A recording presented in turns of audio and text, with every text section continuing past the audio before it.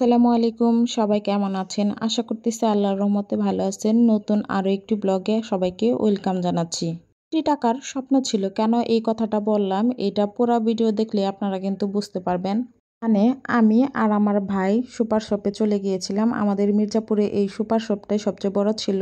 এখানে চলে গেলাম দুইজনে।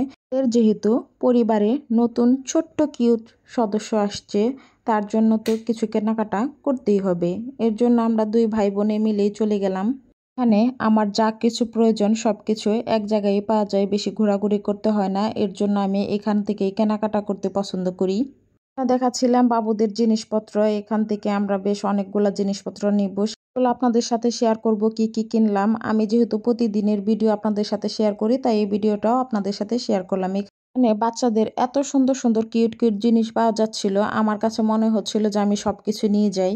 কোনটা ছেড়ে কোনটা নিব সেটাই বুঝতে পারতেছিলাম না। ফার্স্টে আমি একটা ফিটার পছন্দ করছিলাম এঞ্জেলের, পরে আমার ভাই বলল না এটা নিব না, কাচেরটা নিব। আমি বললাম তোমার বাচ্চা, তোমার যেটা পছন্দ তুমি সেটা নাও। পরে এটাই নেওয়া হয়েছে।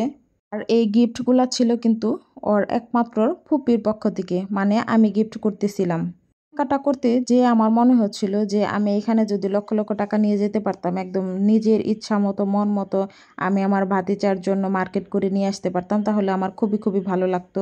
আর আমি একটু ঘোরাঘুরি করে দেখতেছিলাম, এই মশলার কোটাগুলো আমার কাছে খুবই ভালো লাগছে। ইনশাল্লাহ ভবিষ্যতে একবার নিব। আর এই বাটিগুলো ভালো লাগতেছিল, মানে দেখতেছিলাম মেয়ে মানুষ তো এরকমই, যেখানে যায় সংসারের জিনিসই কিন্তু তাদের চোখে বেশি পড়ে। কেক বানানোর জন্য আমি কিছু মোল্ড নিয়ে নিলাম। এরপর দেখতেছিলাম কোন ডাইপারটা বেশি ভালো হয়, ও যেহেতু খুবই ছোট বাচ্চা।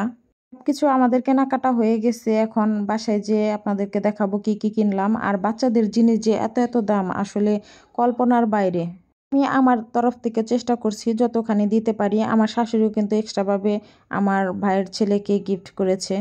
এখানে কিন্তু দেখা যাচ্ছে মাত্র অল্প কিছু প্রোডাক্ট, কিন্তু আমরা যেহেতু মধ্যবিত্ত পরিবারের মানুষ, এখানে প্রায় 6,000 টাকার উপরে মার্কেট আছে। আমি বলতে চাচ্ছি না যে কত টাকার মার্কেট করেছি, এটাই কিন্তু আমাদের জন্য অনেকটা। বাচ্চার জন্য কেনাকাটা করতে গেলে মন ভরে না, মনে হচ্ছিল যে আরো কিছু নেই আরো কিছু নেই, কিন্তু ভবিষ্যতে ইনশাল্লাহ আবার দেওয়া হবে, এটাই তো আর শেষ না।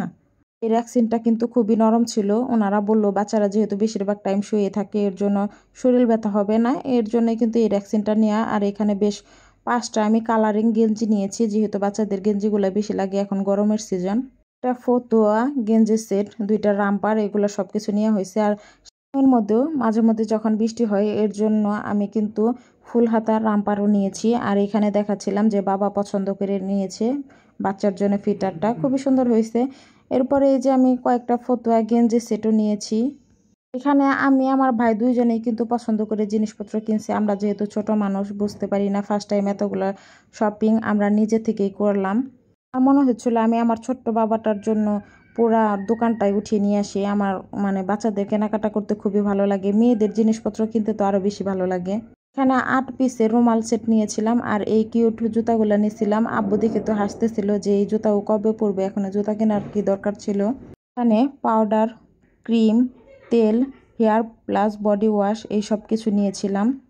আমার ছোট্ট বাবাটার মার্কেটগুলো কেমন হয়েছে অবশ্যই কিন্তু কমেন্ট করে জানাবেন। ভিডিওটি যদি ভালো লেগে থাকে তাহলে একটি লাইক দিয়ে যাবেন। সবাই ভালো থাকবেন। আল্লাহ হাফেজ। আসসালামু আলাইকুম।